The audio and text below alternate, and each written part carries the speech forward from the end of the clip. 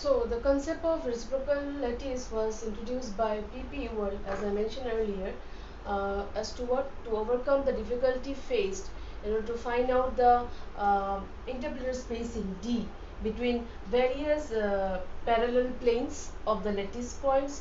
As I mentioned that all these lattice points will have different parallel planes, different orientation, and as a result different interplanar spacing D, where those methods are not sufficient to find. That's why this concept has been introduced. I've written a simple definition as per the book. So what does it say? Reciprocal lattice means a space where dimensions are inverse of length. So if a1 vector, a2 vector and a3 vector are pre-primitive vector which define a unit cell, then similarly b1 vector, b2 vector, b3 vector also define a unit cell in reciprocal lattice. So reciprocal lattice or space is a uh, is a is a space where everything is inverse of the real space. So suppose this blackboard or this marker board is the real space.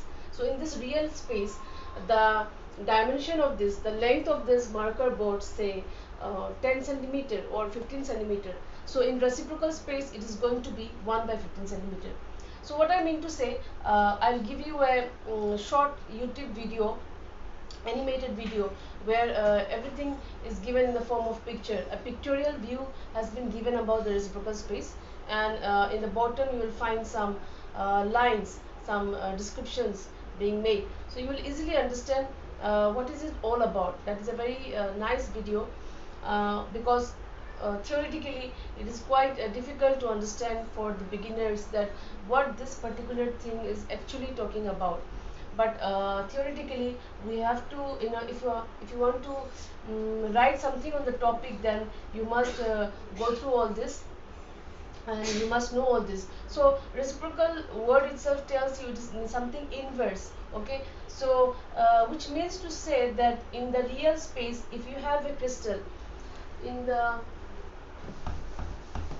real space, if you have a crystal, and in that crystal the lattice points, the atoms or the molecules, their d, say their spacing between them is this much, which is quite large enough. So in the reciprocal space, this spacing will appear very less. Okay, so somewhat like this, and therefore it gives you a very clear information about many such things which cannot give you in the real space. So um, as per your from your examination point of view, uh, we can have the definition of reciprocal space, how we can construct a reciprocal space in two-dimensional surface. So we construct a reciprocal space like this. Okay, suppose I have a unit cell. What is a unit cell? I told you yesterday. So I have a unit cell here, suppose, and I draw it like this. This is a cube. So, for example, see, suppose these two opposite faces are nothing but, say, let us assume that it is two parallel inter two parallel planes of the set of lattice point. Say I have a set of lattice point like this. So you can assume these two as two parallel planes in the lattice point. So let us assume these two.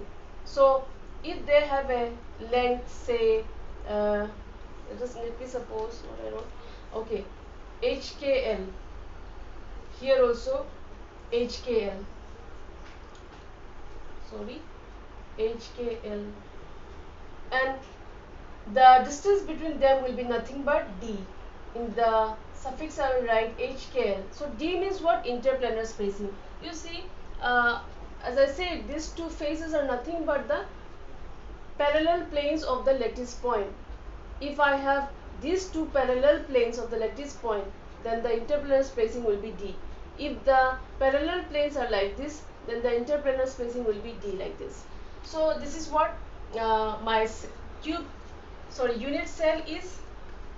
Now if you need to draw a reciprocal lattice point, then what you do, we select a center in that unit cell, and then we draw a line, we draw a perpendicular, not exactly line but a perpendicular, and that perpendicular has to, that perpendicular length has to be inverse of this one. So whatever is this length, its inverse has to be this one. Okay, so geometrically we construct it like this. So this is my length.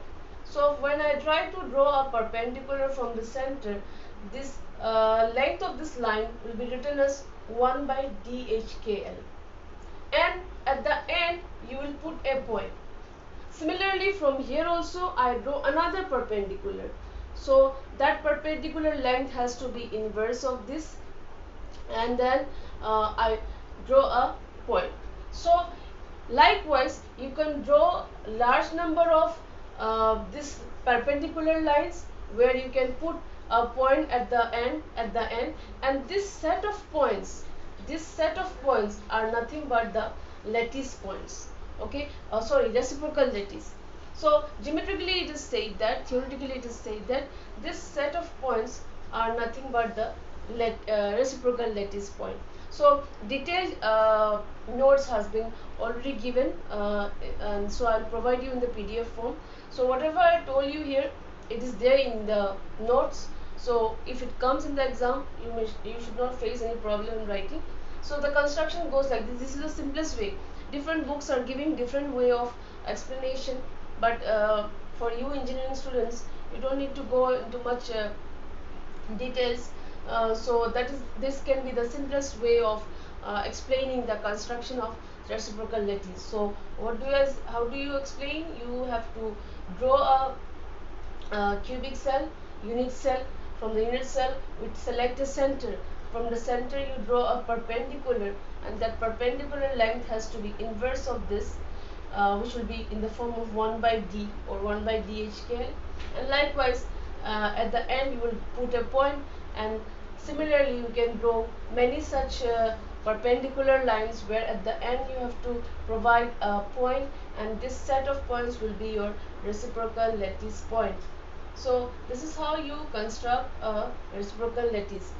I think that's all for the construction, and once I provide the note, you please go through that YouTube video also, which I have selected for you. So if you watch that video, it can give you a very clear concept about what is this theory talking about. Okay, so that's all for the reciprocal lattice. All the explanations and rest of the things that you are supposed to write in the exam, it is present in your notes.